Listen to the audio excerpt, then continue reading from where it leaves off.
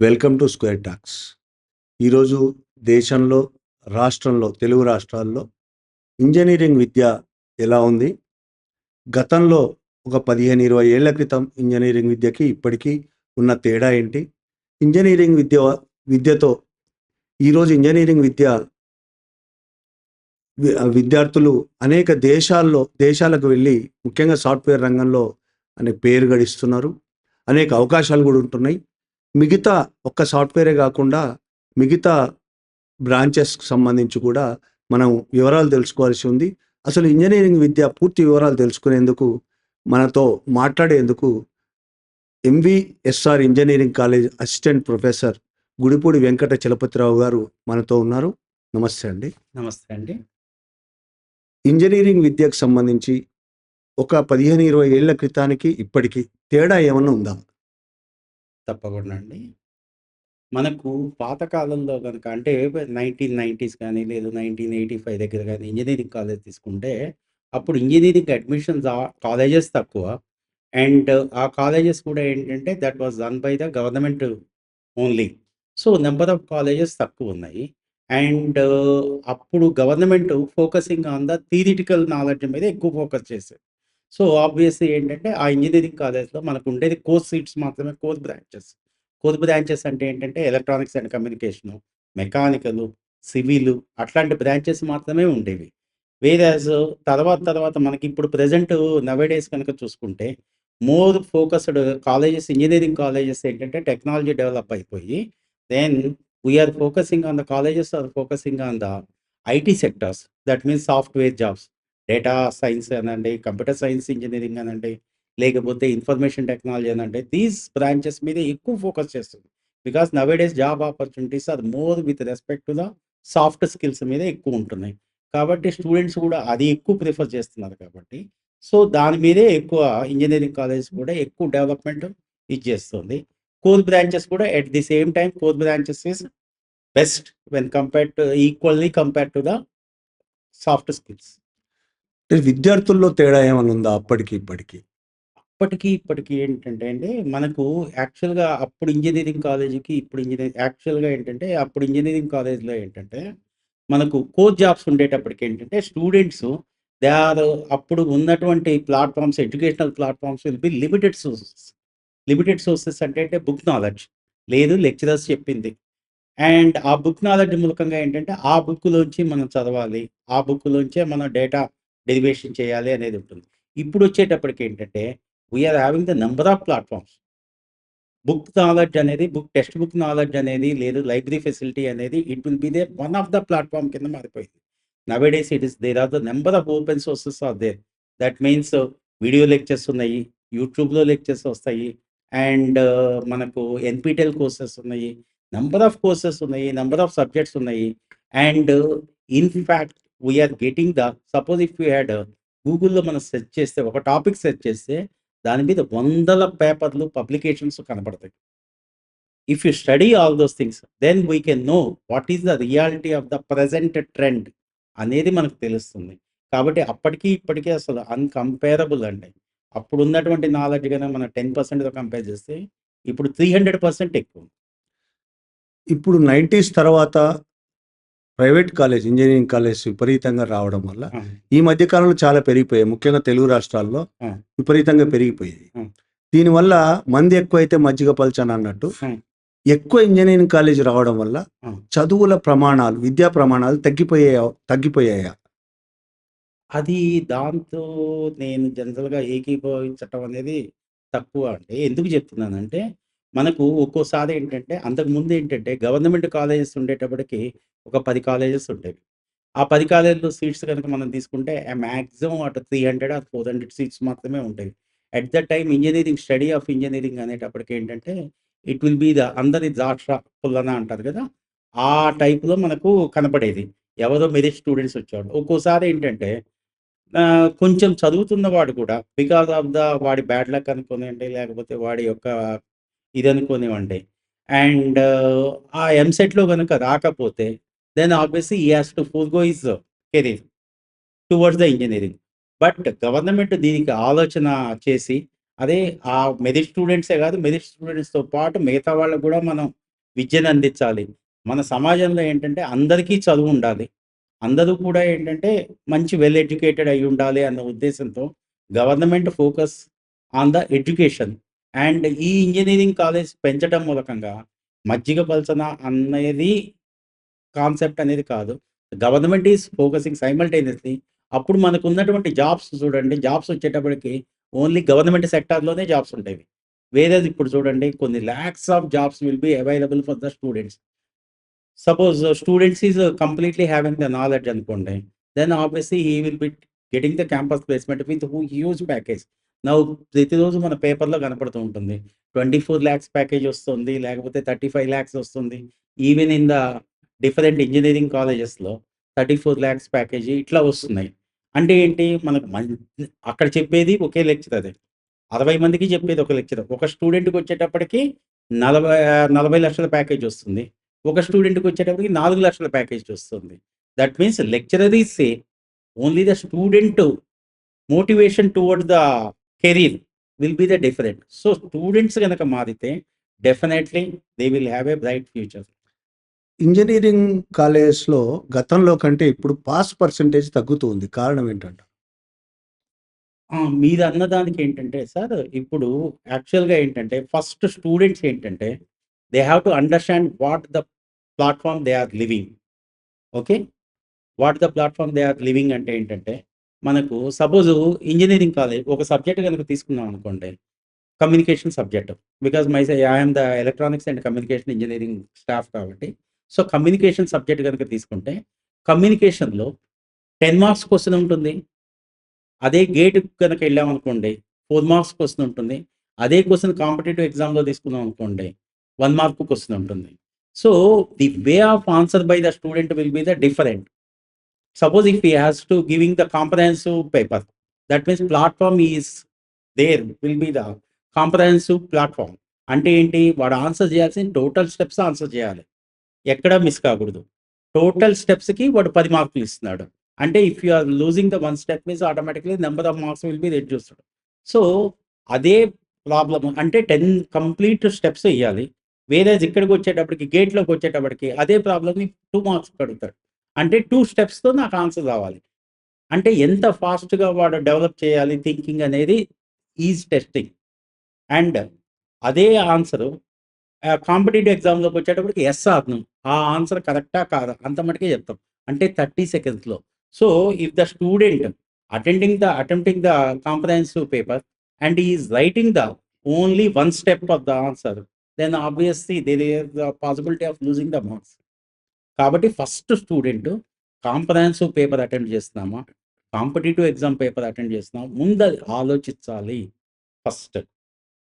ఇప్పుడు ఇంజినీరింగ్‌లో అనేక బ్రాంచులు ఉన్నాయి. కంప్యూటర్ సైన్స్, హ్మ్. Mechanical, electronics, electricals, civil. దాదాపు అందరూ ఎక్కువ మంది కంప్యూటర్ సైన్స్ వైపే దృష్టి సారిస్తారు. హ్మ్. రెండోది మిగతా బ్రాంచుల్లో చదివిన వాళ్ళు కూడా చదువు అయిపోయిన తర్వాత మళ్ళీ కొన్ని సాఫ్ట్‌వేర్ కోర్సులు నేర్చుకొని హ్మ్. అటు సైడే ఎళ్తున్నారు. హ్మ్. దీనికి కారణం ఏంటి?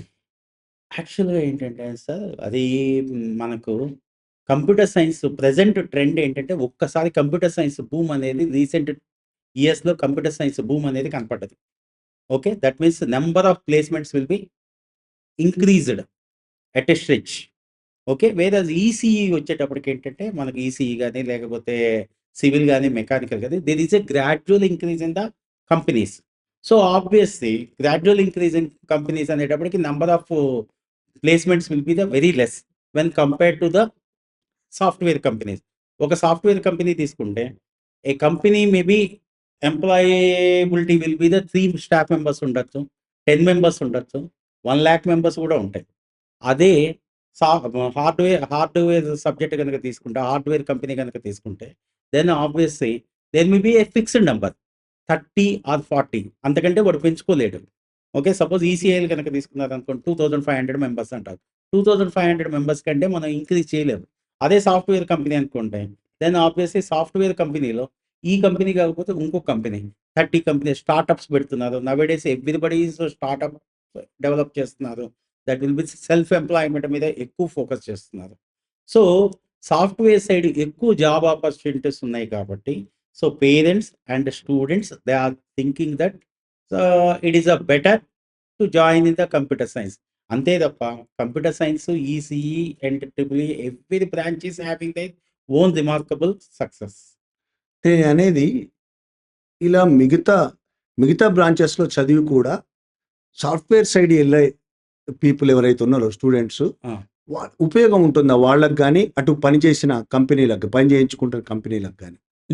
ఒకటండి, యాక్చువల్గా ఏంటంటే సపోజ్ బీటెక్ మెకానికల్ స్టూడెంట్ ఉన్నాడు, వాడు 4 ఏళ్ళు వచ్చేటప్పటికి ఏంటంటే 4 ఏళ్ళు మెకానికల్ సబ్జెక్ట్స్ అనేది చదువుతారు. Okay, is perfect in the mechanical branch. At the time, at the end of at the verge of the last semester, then he will be attending for the software jobs. ఏదో విప్రోనో లేకపోతే సత్యమో లేకపోతే TCS ఏదో ఒక దాంట్లో select అవుతాడు. Select అయినప్పుడు for that placement computer science వాళ్ళు వస్తారు, మెకానికల్ వాళ్ళు వస్తారు. ఓకే, ఈ మెకానికల్ వాళ్ళు ఏంటి, he don't know anything, is having the less knowledge when compared to the computer science student, because he is having the 4 years knowledge and this fellow is having the only 1 year or 6 months package knowledge. So దాని వల్ల ఏమవుతుందంటే he is having less knowledge. At that time he may be the success, but afterwards he cannot be a competitor for the computer science student. Sir, ఇప్పుడు చాలా అంటే నిపుణులు చాలామంది ఈ మధ్య ఆర్టికల్స్ వస్తున్నాయి, మాట్లాడుతున్నారు. ఉద్యోగాలు ఉన్నాయి చాలా, కానీ దానికి తగ్గ నైపుణ్యం లేదు. ముఖ్యంగా ఇంజనీరింగ్ వాళ్ళలో దానికి తగ్గ నైపుణ్యం లేదు అనేది ఆర్గ్యుమెంట్ చేస్తున్నారు. నైపుణ్యం లేకపోవడానికి కాలేజెస్ కారణమా, స్టూడెంట్స్ కారణమా? నా ఉద్దేశంలో ఏంటంటే అండి, government they are more focusing on the industry interaction అండి. They are putting as a part of the curriculum, part of the engineering college curriculum. అంటే ఏంటంటే ఇండస్ట్రీ ఇంటరాక్షన్ ఎక్కువ మనకు కనుక డెవలప్ అయితే, so that students will be knowing that at what level they are. Okay, వాళ్ళు ఏ లెవెల్లో ఉన్నారు, ఈ ఇండస్ట్రీకి నాకు ఈ నాలెడ్జ్ కావాలి. సపోజ్ బిఎస్ఎన్ఎల్ కంపెనీ తీసుకుంది అనుకోండి, బిఎస్ఎన్ఎల్ కంపెనీకి స్టూడెంట్స్ కనుక ఇంటర్న్షిప్ కనుక వెళ్ళారనుకోండి, then they are focusing on the so and so platform మీద నాలెడ్జ్ కావాలి అని ఉంటుంది. So if the student is capable of delivering that knowledge, automatically BSNL people they will grab that student. Okay, ఇప్పుడు main thing ఏంటంటే government కూడా they are giving the more opportunities for the all the companies to provide the industry interaction. So colleges కూడా ఏంటంటే ఆ industry ఇంటరాక్షన్ని కనుక use చేసుకుంటే, then all the ఈ ఇండస్ట్రీ పీపుల్ వచ్చి కాలేజీకి రావాలి, కాలేజీ స్టూడెంట్స్ వచ్చి ఇంటర్న్షిప్స్ ఇండస్ట్రీలో చేయాలి. So that industry institute development కనుక అయితే, దట్ బాండ్ కనుక డెవలప్ అయితే, definitely placements will be the definitely increase అవుతాయి. అంటే ప్లేస్మెంట్స్ గురించి కదా, నైపుణ్యం కూడా. ఎందుకంటే ఫస్ట్ పాయింట్ ఏంటంటే అసలు నిజమైన నైపుణ్యం లేదు అనే మాట నైపుణ్యం అనేటప్పటికి ఏంటంటే సార్, ఇప్పుడు నేను ఒకటి చెప్తాను సార్, మనకు ఇంజనీరింగ్ అనేటప్పటికి ఏంటంటే ఓన్లీ థియరిటికల్ ఆస్పెక్ట్స్. టెక్నాలజీ అనేటప్పటికి ఏంటంటే అప్లికేషన్ ఓరియంటెడ్. ఓకే, సపోజ్ మనం ఒక స్ప్రింగ్ తీసుకున్నాం అనుకోండి, ఆ స్ప్రింగ్ కనుక మామూలుగా చూస్తే థియరిటికల్గా కనుక చూస్తే దాని మెజర్మెంట్ ఎంత, దాని కోషియంట్ ఎంత, అవి మెజర్ చేస్తాం. బట్ టెక్నాలజీ అనేటప్పటికంటే దాని అప్లికేషన్ ఓరియంటెడ్ అన్నాం అనుకోండి, ఆ స్ప్రింగ్తో నేను ఏం చేయగలను, what is the application I can do with that instrument అని కనుక చూసుకుంటే, సపోజ్ ఇప్పుడు డోర్ స్టాపర్ ఉందనుకోండి, దాంట్లో same spring will be used. Okay, this is called application, this is called the technology. So ఎవరైనా కూడా ఏంటంటే కంపెనీలో చూసేది ఏంటంటే, నా కంపెనీ డెవలప్ కావటానికి if the student is given the employment, then up to what extent he will be useful to our company అనేది ఆలోచిస్తాడు. సో ఆబ్వియస్లీ స్టూడెంట్స్ని మనమే బ్యాచెస్ కింద డివైడ్ చేసి, ఇంజనీరింగ్ కాలేజీలో బ్యాచెస్ కింద డివైడ్ చేసి ఇండస్ట్రీ ఇంటరాక్షన్ కనుక పంపిస్తే, they will know what that company is present situation and వాళ్ళకి నాలెడ్జ్ తెలుస్తుంది, దాని మీద ఎక్కువ ఫోకస్ పెడతారు. అండ్ అది లేకుండా ఏంటంటే స్టూడెంట్స్ ఏదో చదువుతున్నారు, text book knowledge, but industry knowledge will be the something different. Suppose ఇప్పుడు మనం చూసాం అనుకోండి, కమ్యూనికేషన్ తీసుకుంటే టెక్స్ట్ బుక్ నాలెడ్జ్ వచ్చేటప్పటికి మనం 3G కమ్యూనికేషన్స్ 4G మీద ఉంటాం. బట్ ప్రజెంట్ నవేడేస్ వచ్చేటప్పటికి 5G కమ్యూనికేషన్స్. 5G కమ్యూనికేషన్కి 4G కమ్యూనికేషన్స్కి కొంత రిలవెన్స్ ఉంటుంది, but there is a gap. That gap has to be fill up by the colleges. Industry interaction అనేది develop కావాలి. More communication skills కావాలి. And simultaneously number of industry interactions ఎక్కువ కావాలి. Seminars ఎక్కువ కావాలి. Workshops ఎక్కువ కావాలి. అప్పుడే ఏంటంటే students will know what is the present trend in the engineering education అనేది ఐడియా వస్తుంది వాడికి. దాన్ని బట్టి వాడు they can define the line. ఇంకోటండి అసలు చాలా మందికి బీఈ, బీటెక్ 2 హ్మ్. దాదాపు ఒకటే అనుకుంటుంటారు. హ్మ్. ఈ రెండిటి మధ్య తేడా ఉందా? ఏది ఉపయోగం స్టూడెంట్‌కి గాని, సమాజానికి గాని ఏది ఉపయోగపడుతుంది? యాక్చువల్‌గా ఏంటంటే బీఈ అనేటప్పటికి ఏంటంటే దట్ ఈస్ ఎ థియరిటికల్ అండి. Bachelor of engineering that is olden డేస్‌లో ఆఫర్ చేసేవాళ్ళు బీఈ అనేది. అంటే ఏంటంటే bachelor of engineering which is more focusing on the theoretical subjects. Okay. ఇక్కడ కూడా థియరిటికల్ సబ్జెక్ట్సే ఉన్నాయి. బట్ ఇప్పుడొచ్చేటప్పటికి ఏంటంటే టెక్నాలజీ. ఇందాక నేను చెప్పినటువంటి ఎగ్జాంపుల్‌లో వచ్చేటప్పటికి ఏంటంటే, ఒకటేంటంటే థియరిటికల్‌గా మనం చదువుతాము. సపోజ్ ఒక స్ప్రింగ్ ఎగ్జాంపులే తీసుకుంటే, స్ప్రింగు మెజర్‌మెంట్స్ అవన్నీ మెజర్ చేసేదేంటంటే థియరిటికల్‌గా మనం మెజర్ చేస్తాం. దాని కోఎఫిషియంట్స్ అవి. But application oriented is coming to the technology. దాన్ని బీటెక్. బీటెక్. హ్మ్. దట్ ఈస్ ద బీటెక్ అంటాం. ఓకే. సో, స్టూడెంటు టెక్నాలజీ వైపు ఎక్కువ ఫోకస్ చేస్తే, ఇప్పుడు మనం చూడండి, ఇప్పుడు ఒక ఫోన్ గనుక తీసుకుంటే, మనకు మాక్సిమం 10% ఆఫ్ ద అప్లికేషన్స్ మాత్రమే మనకు తెలుస్తాయి. నాకు తెలిసి every human being is having only 10% of the knowledge which is using the phone. A phone అయితే మనం యూజ్ చేస్తామో, దాంట్లో మాక్సిమం 10% కంటే మనం ఏమీ యూజ్ చేయం.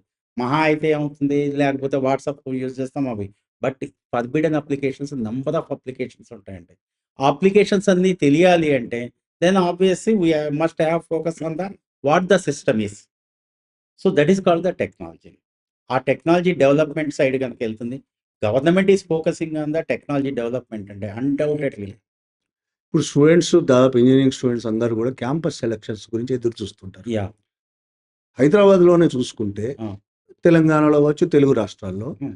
చాలా కొద్ది కాలేజీల్లో మాత్రమే క్యాంపస్ సెలక్షన్స్ ప్రధానంగా అవుతున్నాయి. అవును. మెయిన్ కంపెనీస్ కొన్ని కాలేజెస్‌లో మాత్రం. మిగతా కాలేజెస్‌లో పెద్ద క్యాంపస్ సెలక్షన్స్ జరగవు. ఎందుకు కారణం ఏంటి? క్యాంపస్ సెలక్షన్స్ జరగవు అనేటప్పటికేంటంటే, ఇప్పుడు నేనొక చిన్న ఎగ్జాంపుల్ చెప్తానండి. అంటే might be my personal experience. Suppose ఒక క్లాస్ గనక తీసుకున్నాననుకోండి. ఒక క్లాస్ గనక ఇప్పుడు ఇంజినీరింగ్ కాలేజ్‌లో క్లాస్ చెప్తూ ఉంటాను. ఆ క్లాస్‌లో తీసుకుంటే, ఔట్ ఆఫ్ దట్ క్లాస్ మన ఏపీ స్టేట్ వాళ్ళుంటారు. లేదా తెలంగాణ స్టేట్ వాళ్ళుంటారు.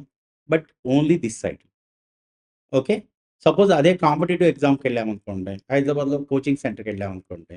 దెన్ ఆబ్వియస్‌లీ ఆ కోచింగ్ సెంటర్‌లో నియర్ బై కాలేజెస్ వాళ్ళే ఉంటారు. నియర్ బై కాలేజెస్ వాళ్ళే ఉంటారు. ఓకే. అదే బాంబే అట్లాంటి వాటిల్లో కాంపిటీటివ్ ఎగ్జామ్స్ కోచింగ్ సెంటర్‌కెళ్ళామనుకోండి. Then there you are getting your adjacent student will be he may be from the IIT or he may be from the MIT. So, obviously they are more focusing on the career. They are more focusing on the career. That means level of education will be a bit difficult, a bit different. Sorry, not difficult, different. So, students కూడా ఏంటంటే, వాళ్ళ target reach అవ్వటానికి what we have to study అనేది first they have to define అండి.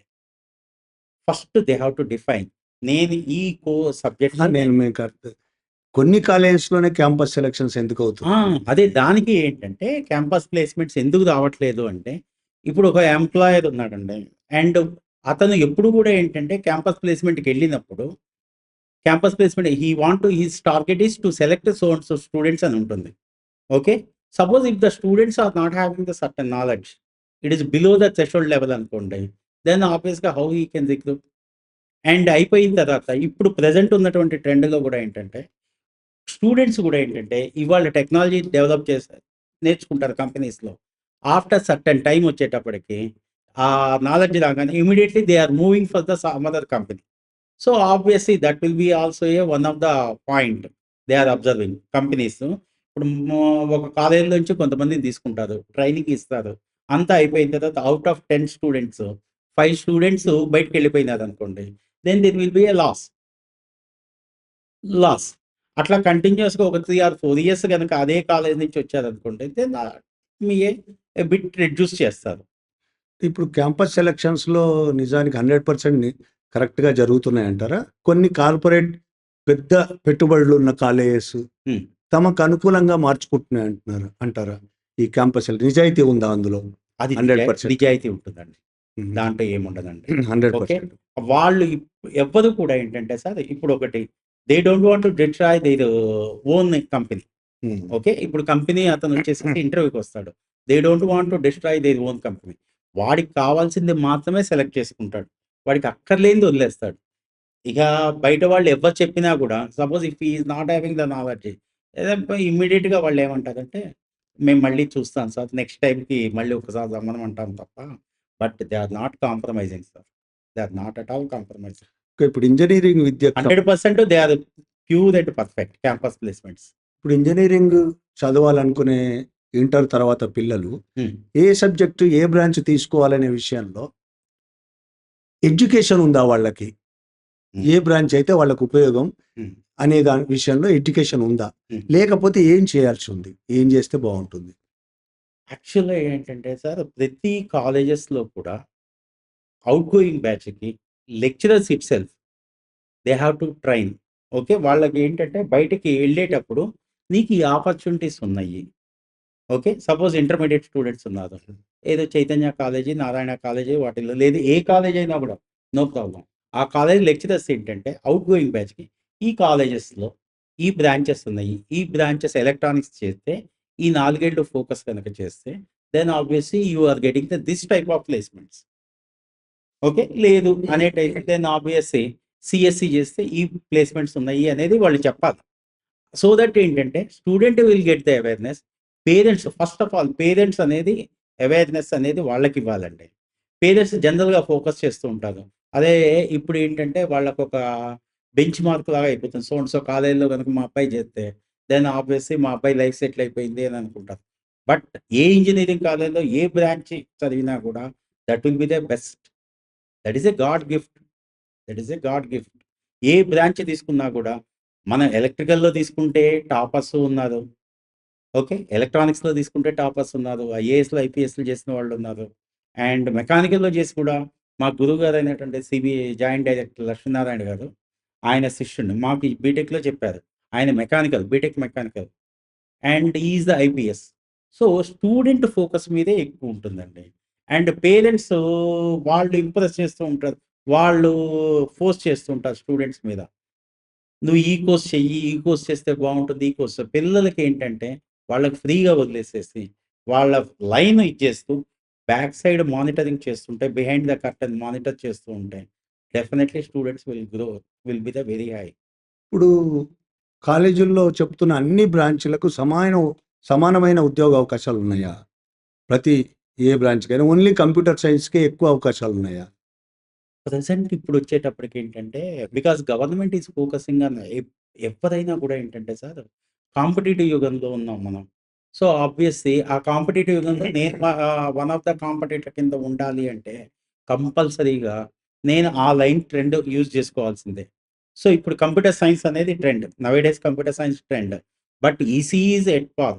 ఒక కంపెనీలో గనుక తీసుకుంటే, ఒక సాఫ్ట్‌వేర్ కంపెనీలో కంప్యూటర్ సైన్స్‌కి ఎంత ఈక్వల్ ఇంపార్టెన్స్ ఉందో, ఈసీఈకి అంతే ఇంపార్టెన్స్ ఉంది. ట్రిపుల్ ఈకి అంతే ఇంపార్టెన్స్ ఉంటుంది. దాంట్లో ఏముండదు. Student whether they will focus on what the student having knowledge. And ఇంటర్వ్యూకి వచ్చేవాళ్ళు కూడా ఏంటంటే, ఒకటే ఆలోచిస్తుంటారు. నేను ఈ క్యాండిడేట్‌కి గనక కంపెనీలో జాబ్ ఇస్తే, up to what extent he can deliver the job perfectly. అంత మటికే ఆలోచిస్తాడు తప్ప, whether he is the computer science or he is the mechanical or civil అనేది ఎవరు తక్కువ ఫోకస్ చేయటం అనేది. Only the thing is when compared to the computer science people, ECE students equal importance అండి. బట్ మెకానికల్ వచ్చేటప్పుడు ఒక 1% computer science knowledge తక్కువ ఉండొచ్చు. But later he may be the getting the knowledge. ఇందాక మీరు చెప్పింది, హ్మ్. నేను అడిగింది కంప్యూటర్ సైన్స్ చేసిన వాళ్ళకే ఎక్కువ అవకాశాలుంటున్నాయా? హ్మ్. మిగతా బ్రాంచెస్ చేసిన వాళ్ళకి అవకాశాలు ఉండట్లేదా? అంటే వాళ్ళు మళ్ళీ సాఫ్ట్‌వేర్ కోర్సులు నేర్చుకొని, వాళ్ళు సాఫ్ట్‌వేర్ సైడ్ పోవడం కాకుండా, ఇప్పుడు మెకానికల్ చేసిన వాళ్ళకు ఆ రంగంలో, హ్మ్. ఎలక్ట్రానిక్స్ చేసిన వాళ్ళకి ఆ రంగంలో అవకాశాలు తక్కువవుతున్నాయా? ఈ విషయంలోకొచ్చేటప్పటికి యాక్చువల్‌గా ఏంటంటే, కంప్యూటర్ సైన్స్ కోర్సెస్ గనుక తీసుకుంటే ఏంటంటే, ఒక్కసారి ఐటీ బూమ్ అనేదొచ్చిందండి. అది అమెరికా అగ్రరాజ్యాల దగ్గర భూమి వచ్చేసింది. They require more manpower. అక్కడ మ్యాన్ పవర్ తీసుకుంటే ఎక్కువ కాస్ట్ అవుతుంది కాబట్టి they are hiring the contract people from the India. So, ఇక్కడ రిక్వైర్మెంట్ ఎక్కువ అవుతుంది. సో, స్టూడెంట్స్ ఇంజినీరింగ్ కాలేజ్‌లో వచ్చేటప్పటికి ఏంటంటే కంప్యూటర్ సైన్స్ పీపుల్‌కి వచ్చేటప్పటికి after final year the companies they are owning the students with less packages. Okay. Whereas ECE, CSC ECE ఒకటి, triple E ఒకటి కోర్ బ్రాంచెస్‌లోకొచ్చేటప్పటికి నంబర్ ఆఫ్ జాబ్స్ ఎక్కువ పెరగటం అనేది కొంచెం తక్కువ దీంట్లో ఉంటుంది పర్సెంటేజ్. అంటే మనకు డీఎంఆర్ఎల్ మెకానికల్ తీసుకున్నాం అనుకోండి. డీఎంఆర్ఎల్ ఉంటాయి. లేకపోతే బీహెచ్ఏఎల్ ఉంటాయి. లేకపోతే అన్నిట్లో కూడా ఏంటంటే గవర్నమెంట్ జాబ్స్ ఉంటాయి. So, they are the stable position. దాంట్లో రిటైర్ అయిన తర్వాత then obviously they will offer the as per the procedure they will fill up the columns. But ఈ సాఫ్ట్‌వేర్ దాంట్లో ఏంటంటే there is no prescribed direction. Whenever they want they will fill up. Whenever they don't want they will just keep quiet. That is the difference. And మనకు present trend ఏంటంటే computer సైన్స్‌లో ఎక్కువ requirement ఉంది కాబట్టి nowadays students or employees are establishing the more software company. Software companies కూడా ఏంటంటే తక్కువ బడ్జెట్‌లో they can become a entrepreneur. Okay. దానికోసం అని చెప్పేసి ఒకళ్ళు ఇద్దరు స్టాఫ్‌తో they can run the companies. So, అట్లా స్టార్ట్ చేసి then obviously they will recruit the people. So, number of opportunities ఎక్కువ ఉంటున్నాయి సాఫ్ట్‌వేర్ సైడ్. అందుకోసం అని చెప్పేసేసి ప్లేస్‌మెంట్స్ సాఫ్ట్‌వేర్ సైడ్ ఎక్కువ ఉంటాయి. బట్ వేరస్ కోర్ కంపెనీస్‌కొచ్చేటప్పటికి once they got the core company selection they are stabilized. That is a God's gift. ఇప్పుడు 90స్ తర్వాత వచ్చిన మార్పులు ప్రైవేటైజేషన్, ఆ! లిబరలైజేషన్ ఈ మార్పుల తర్వాత విపరీత ఉద్యోగ అవకాశాలు పెరిగినాయి. అవును. అవును. చాలా పెద్ద ఎత్తున ఇప్పుడు చూస్తే అన్ని రంగాల్లో కూడా చాలా ఉద్యోగ అవకాశాలు అవును. పెరిగినాయి. అవును. ఇంజినీరింగ్ రంగంలో కూడా చాలా ఉద్యోగ అవకాశాలు పెరిగినాయి. ఆ! ఈ నేపథ్యంలో ఇంజినీరింగ్ చేసి బయటకొచ్చిన వాళ్ళు హ్మ్. వాళ్ళ రంగంలో గాకుండా హ్మ్. మిగతా రంగాల్లో వాళ్ళ రంగాల్లో ఉద్యోగాలు రాక హ్మ్. మిగతా ఇప్పుడు మా జర్నలిజం ఫీల్డ్‌లో బీటెక్ చేసిన వాళ్ళు చాలా మంది ఉన్నారు. అవును. మిగతా రంగాలకు వెళ్ళిపోయే పరిస్థితి వచ్చింది.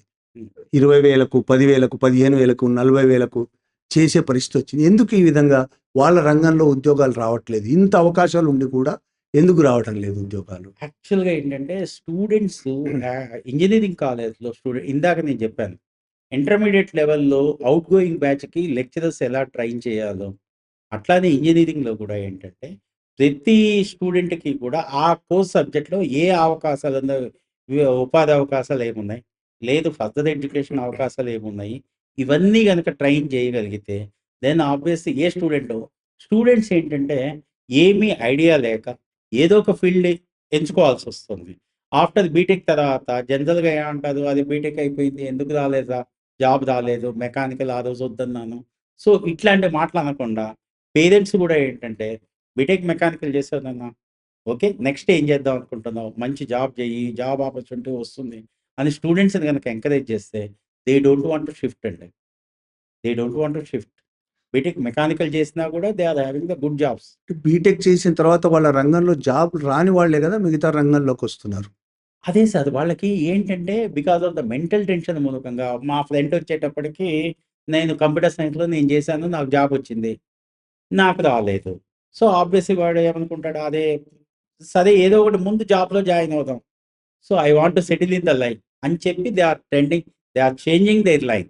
ఇంకోటి కూడా కావచ్చు. వాళ్ళకి నైపుణ్యం ఉండకపోవడం కూడా కారణం కావచ్చా? నైపుణ్యం ఉండటం అంటే యాక్చువల్‌గా కాలేజెస్ ఇంజినీరింగ్ కాలేజెస్ గానీ, గవర్నమెంట్స్ గానీ they are giving the huge opportunities అండి. Huge opportunities. నాకు తెలిసి మేము చదువుకున్నప్పుడు అసలు అట్లాంటి ఆపర్చునిటీసే చాలా తక్కువ. ఇప్పుడున్నటువంటి ప్రతి ఇంజినీరింగ్ కాలేజీ ఇండస్ట్రీ‌లో ఇంటర్న్‌షిప్ చేయాలి.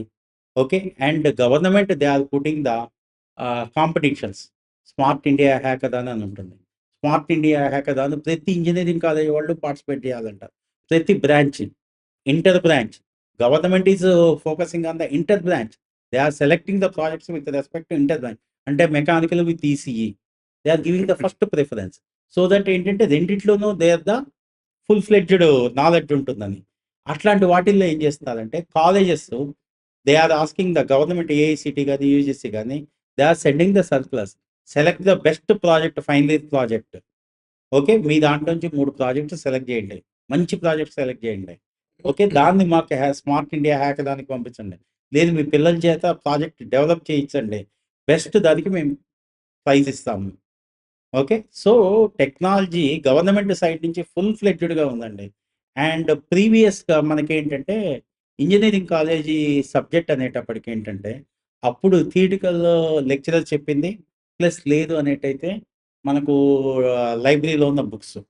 ఇప్పుడొచ్చేటప్పటికేంటంటే, నంబర్ ఆఫ్ ప్లాట్‌ఫార్మ్స్ ఉన్నాయండి. నంబర్ ఆఫ్ ఐఐటీస్ అనేది మనం ఇంతమటుకు చూసుంటాం.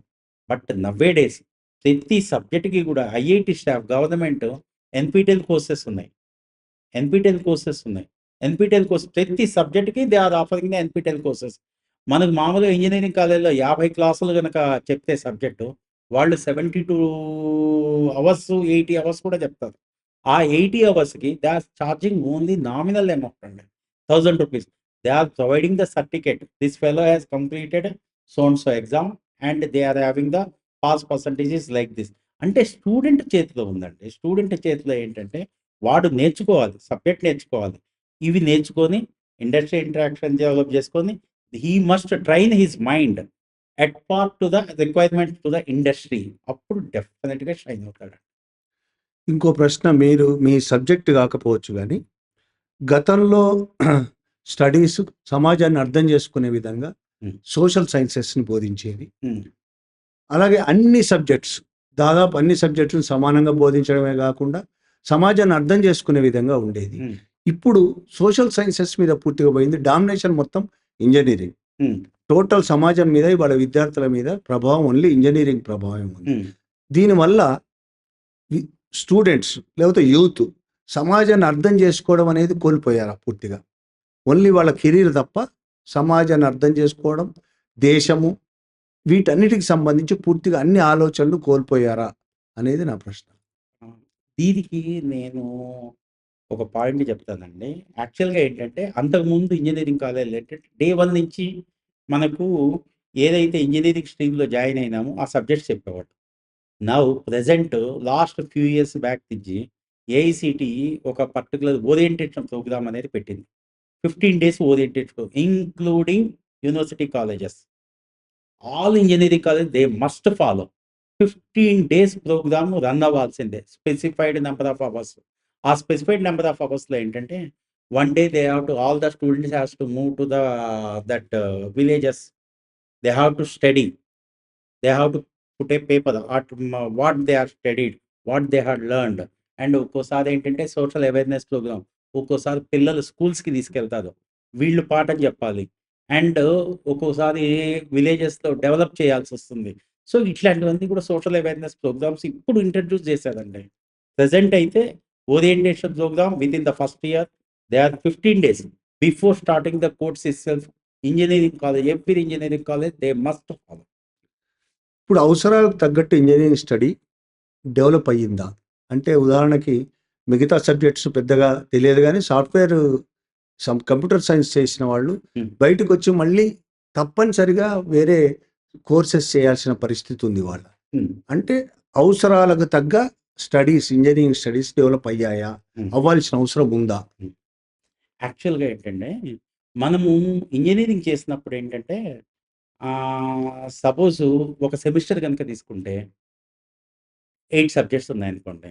2 ల్యాబ్స్ ఉంటాయి. 6 థియరీ సబ్జెక్ట్స్ ఉంటాయి. So, out of 8 25% of the practical.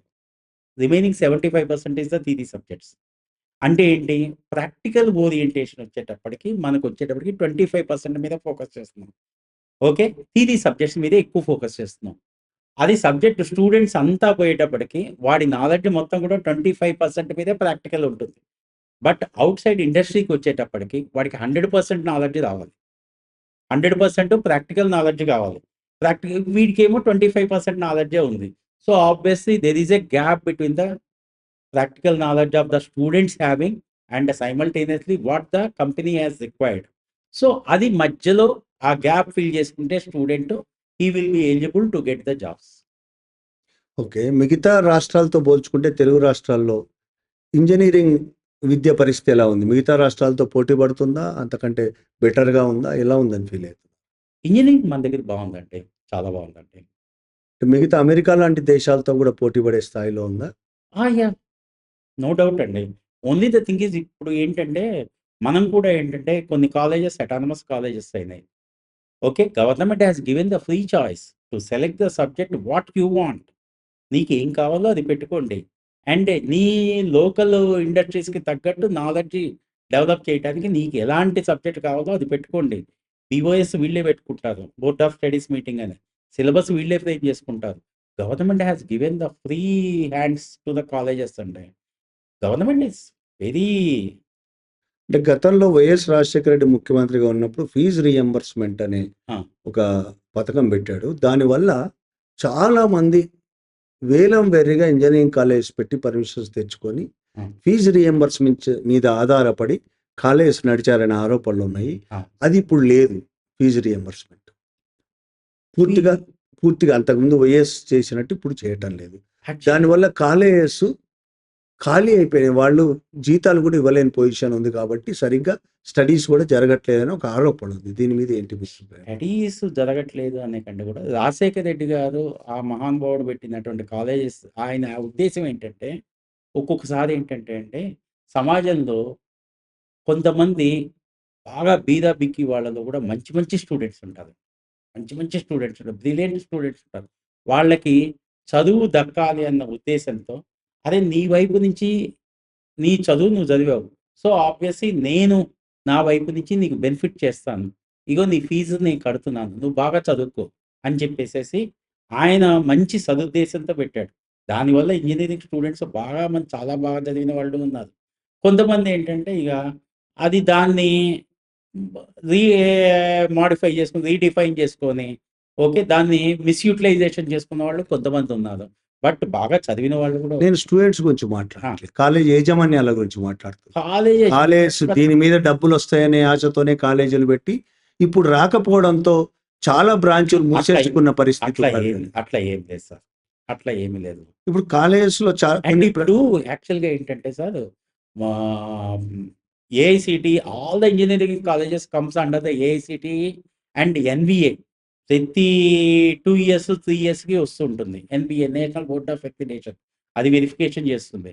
And NAC అని ఉంటుంది. నేషనల్ అక్రిడిటేషన్ కమిటీ అని. అది వెరిఫై చేస్తూ ఉంటుంది. మధ్యలో యూనివర్సిటీ వాళ్ళు ప్రతి సంవత్సరం వెరిఫై చేస్తూ ఉంటారు. దీంట్లో scope of work higher education వాళ్ళు వస్తుంటారు. అంటే దట్ మీన్స్ ఒక ఇయర్ 12 మంత్స్ అంటే, దాంట్లో 8 మంత్స్ గనక మనం అకాడమిక్ షెడ్యూల్ గనక తీసుకుంటే, ఎవ్రీ 2 మంత్స్‌కో, 3 మంత్స్‌కో మనకు ఆటోమేటిక్‌గా ఏదో ఒక విజిట్ నడుస్తూనే ఉంటుంది. ఓకే. ఇంక వాడు ఏదో స్టూడెంట్‌ని ఒక నెల అంటే మ్యానిప్యులేట్ చేస్తాడు. రెండో నెలకొచ్చేటప్పటికి కష్టం అవుతుంది. కాబట్టి తక్కువ percentage of misuse of the funds అనేది ఉంటుంది. చాలా తక్కువ పర్సెంట్ అనేది 1%. అంటే మీరు అనుకుంటుంది ఏంటంటే, సీట్స్ ఫిలప్ కావట్లేదు కాబట్టి, వాళ్ళు ఎట్లా చేస్తారు. ఇప్పుడు ఏదో ఔట్‌స్కట్స్ కాలేజెస్ ఉంటాయి. వాళ్ళు పాపం కొన్ని కాలేజెస్ వచ్చేటప్పటికి, మేము 35,000కే జాయిన్ చేస్తాము రండి అంటారు. బట్ అక్కడ ఉన్నటువంటి లోకల్ స్టూడెంట్స్ కూడా ఏంటి, నేను హైదరాబాద్ పోతే బాగా ఇది చేస్తాను, బాగా చదువుకుంటాను అన్న ఉద్దేశంతో వాళ్ళు బయటకు వచ్చేస్తున్నారు. అండ్ దీంట్లో వచ్చేటప్పటికి సీట్లు ఫిలప్ కావట్ల.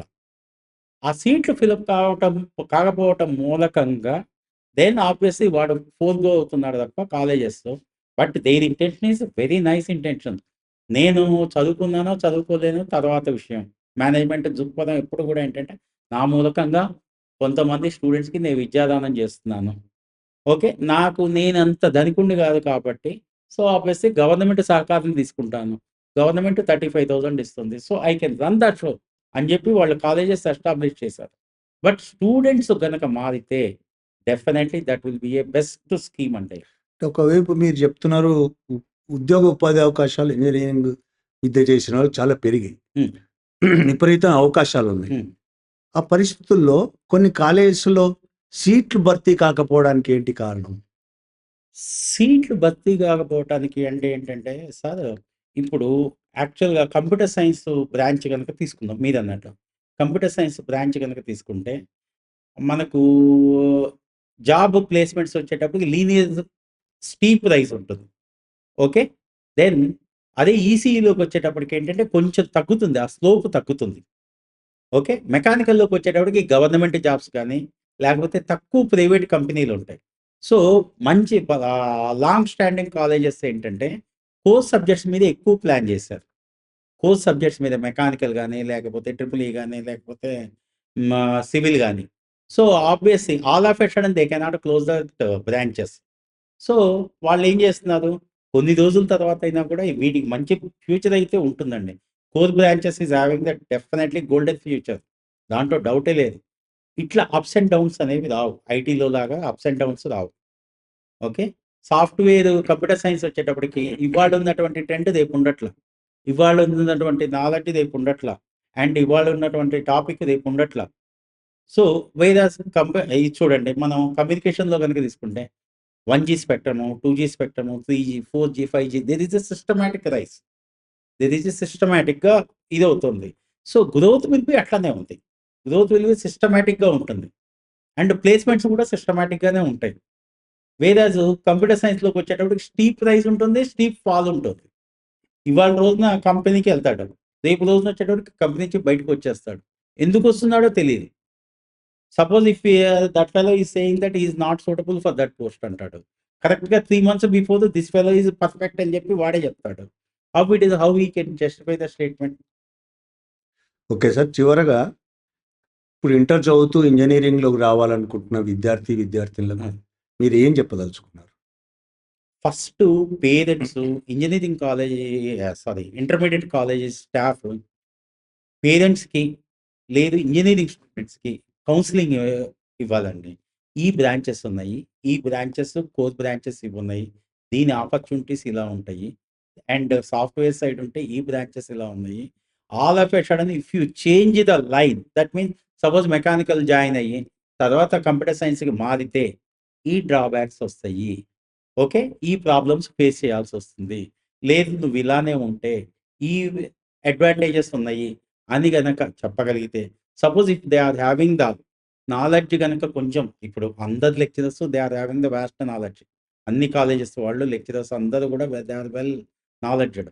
సపోజ్ ఏదన్నా if they take the suggestions from the university people గానివ్వండి, ఐఐటీ పీపుల్ గాని వాళ్ళ దగ్గర నుంచి తీసుకొని what are the job placements, what are the best subjects to select అనేది గనక అక్కడే ట్రైనింగ్ ఇస్తే సో దట్ ఏంటంటే అన్ని బ్రాంచెస్ ఫిలప్ అవుతాయండి. ఈ ఇంజినీరింగ్ విద్యకు సంబంధించి పూర్తి వివరాలు తెలియజేసినందుకు, ఇంజినీరింగ్ చేయాలనుకుంటున్న విద్యార్థులకు మంచి సమాచారం అందించినందుకు థాంక్ యూ అండి చలపతిరావు గారు. నమస్తే అండి. నమస్తే.